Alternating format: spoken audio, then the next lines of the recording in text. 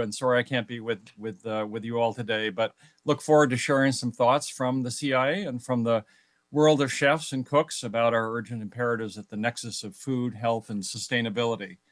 Let's see, can we move to the next slide?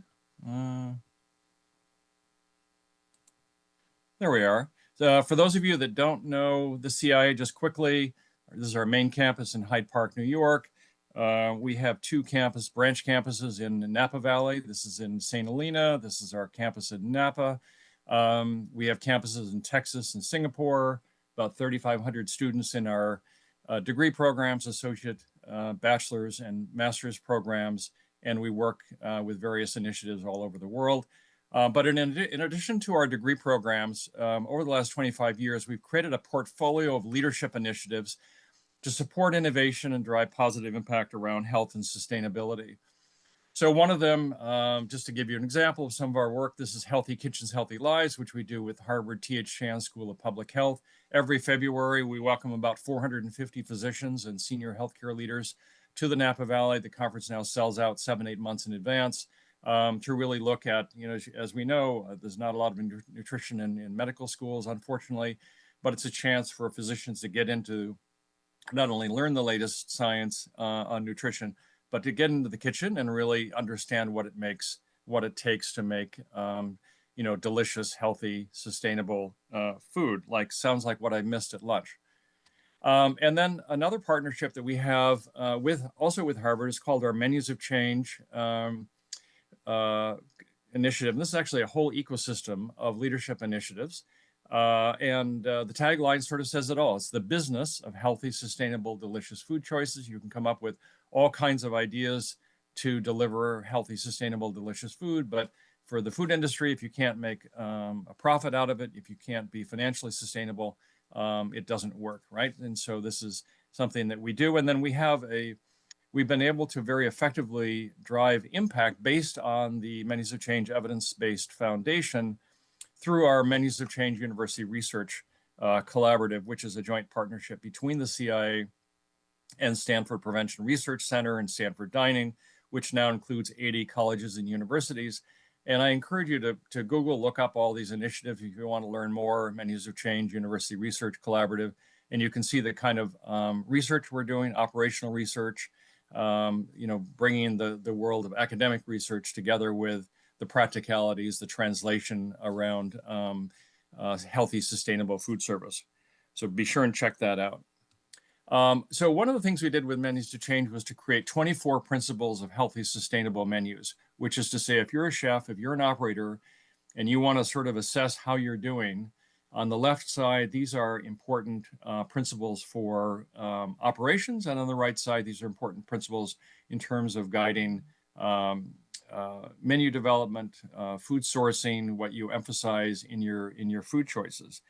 And 24 principles is a lot to take in. And so over the years, we've sort of developed a shorthand for a style of cooking and eating called we tend to lean into either plant forward or plant rich, sort of a style of cooking and eating that celebrates, but is not limited to plant sourced foods, and that reflects evidence-based principles of health and sustainability. And there's been a lot of confusion around naming. Plant-based has come to mean vegan or vegetarian, but we're really trying to create a big tent here that can include vegan and vegetarian, not only dietary patterns, but also dishes and meals, right? So in many traditional cultures, you would have vegetarian meals that would alternate with some days that would have small amounts of animal protein. They would alternate with some feast days and celebratory days. And that's a pattern you see all over the world. But we kind of like plant forward and plant rich. And plant rich is exactly where the 2025 Eat Lancet Commission on Healthy, Sustainable, and Just Food Systems landed with their recent report and global dietary guidance highlighting the planetary health diet. They launched this in Stockholm a couple weeks ago. If you haven't read this or read the overview, which I really encourage you to do, it's really trying to game out what it looks like to deliver optimal nutrition for 10 billion people in the run-up to 2050 that stays within a safe operating space, that doesn't transgress 9 key planetary boundaries, which include things like climate change, fresh water use, biodiversity, and other kinds of things that if we don't pay attention to, we're going to get into serious trouble. So the last Eat Lancet report was issued in 2019, and knowing that this was coming up, we said, what can we do at the CIA to support the launch of this? And so the CIA, the Eat Foundation out of Oslo, and the Harvard T.H. Chan School of Public Health developed this project that we call Our Cultures, Our Meals, which is essentially a multi-year documentary project that we're photographing now on location around the world, highlighting the value of traditional dietary patterns to advance planetary health. And so one of the things that I really want to emphasize today is that with the massive challenges we're facing, we really need a wide spectrum, a wide portfolio of solutions, right? From policy innovation, climate smart agriculture to food tech. But while we're looking at all of that, from the world of cooks and chefs, I would just underscore, let's not forget about whole minimally processed foods like the chickpea. Pick your legume, pick your vegetable, in the hands of talented cooks and chefs in traditional food cultures around the world. We don't have to invent anything. They're ready to go. These are recipes and culinary strategies and flavor strategies that have been developed over many, many centuries. This is a quote from Walter Willett, who was one of the co-chairs of the 2025 Eat Lancet Commission. He says, traditional plant-rich dietary patterns from the Mediterranean to Asia, Africa, and Latin America illustrate how cultural heritage can inspire delicious solutions for implementing what they're calling the planetary health diet recommendations of this report.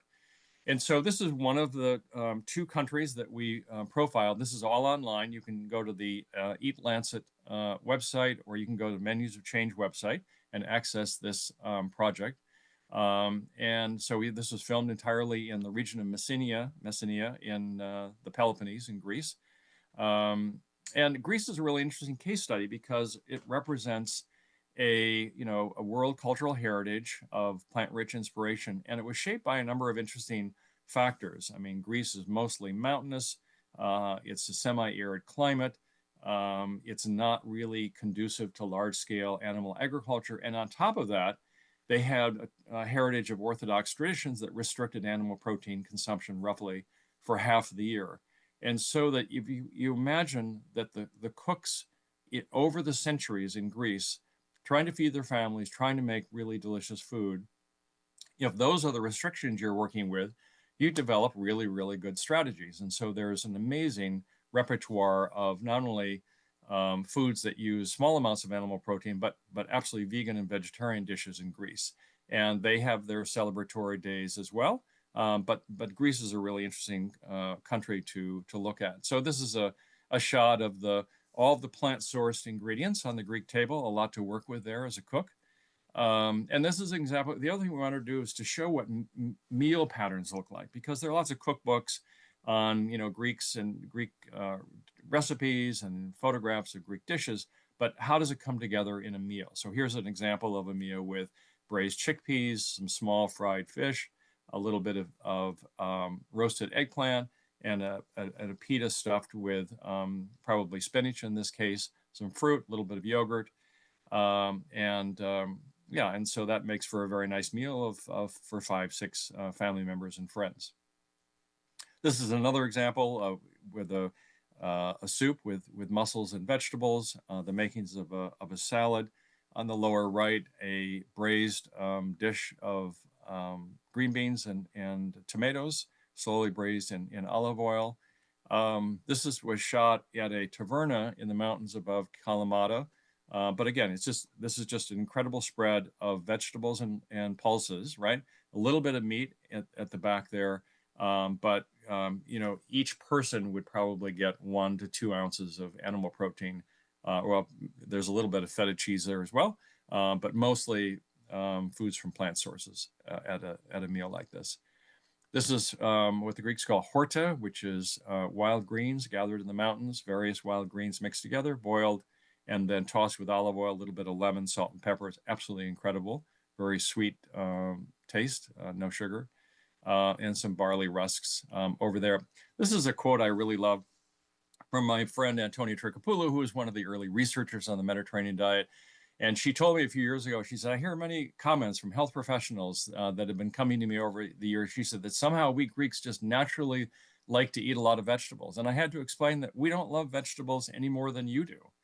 We love our vegetable dishes because of how we prepare them with olive oil and with the techniques we've learned from our mothers and grandmothers. And I think that's something we often miss in this country. And you know, when chefs and restaurateurs try different quote unquote healthy dishes and they don't fly, I would say, you know, what was the recipe? What were the cooking techniques? And you know, we need to make these things, as Christopher said, craveable. This is an example of a dish of stuffed vegetables that you used to be able to take this to the village bakery at night, and they would put these in the oven as the fires would slowly die out overnight. And you come back in the morning, you have this fabulous oven roasted dish of stuffed vegetables. We do a lot of work in the Mediterranean. We've developed a Torre Mediterranean Center in partnership with the University of Barcelona. That allows us access to the whole of the Mediterranean. We bring over our bachelor students for a 15-week concentration in Mediterranean studies. We run an annual conference we just finished up in Messenia that brought top scientists from the United States and Europe and other actors in the food space, many chefs from Greece and other parts of Europe. And then this is just a quick snapshot of the Vietnam edition that we did, that many folks at Harvard have sort of singled out for being an equally plant-rich traditional dietary pattern. This is an incredible salad. If any of you have been to Vietnam, this is with pomelo, which is a cousin of grapefruit, tossed with tofu and peanuts and all kinds of aromatics, and is absolutely delicious. And this is an example of how a lot of Vietnamese will flavor a dish. So this is basically a soup of summer squash, and there's just a little bit, very, very small amount of minced shrimp in there, right? So you're getting a little flavor from that, but it's not loaded with animal protein. And this is another example of Vietnamese street food where they'll start with a crepe in the upper left, that is basically rice flour and a little bit of shrimp and a couple pieces of pork. And then you see it folded in the upper right. And then they don't just eat that, they take that. And then you can see that mountain of herbs there, of lettuces and greens, herbs and so forth. And they take one bite of the crepe and then they roll it up with all those vegetables. And then they dip it in a little bit of fish sauce. So that's an example of just continually getting vegetables into their diet. And so to come back to this, actually Christopher invited me many years ago to speak to several hundred physicians and healthcare leaders at an American Heart Association conference. I think it was in Arizona. And I just said, if for those of you that are focused on translation, you can't just talk about food needing to taste good, because the food industry, manufacturers, they're working on craveability and deliciousness and the bliss point. So if you show up with good or appealing, you're going to lose every time. So I said, we need to feel comfortable talking about pleasure in the public health community. And so I coined this phrase, the unapologetic elevation of deliciousness is a public and planetary health imperative. And I feel really great that the Eat Lancet report embraced the word deliciousness. So that's a big step forward. And I think this is a framing that we need to win the hearts and minds of everyone to secure a healthy, sustainable future for all. And if you don't personally believe that healthy, sustainable food can be delicious, well, you just had, I'm sure you had a taste of that at lunch. But for people that don't believe that, you're not eating the right foods. You're not being exposed to the right culinary traditions. And then I just want to briefly mention, very excited about this new partnership with Stanford Medicine. Food is life, food is health. It's going to be next May 6th to the 8th, I think it is, in Napa Valley. We'd love to invite all of you to come and join us. It's really bringing chefs and healthcare professionals together to unlock personal and planetary health. And so we envision an audience of half chefs and half physicians and healthcare leaders to really dive into the subject of culinary medicine as well. So look forward to that. And then I'll just end on this note. This is not stock photo. I took this picture in Hanoi a few years ago, and you see the poodle is actually looking to the future, and the guy that's driving the motorbike is reading his phone. But at the end of the day, somebody needs to be paying attention to the future, all eyes on the future. And with that, I think I'll wrap up. So thanks very much.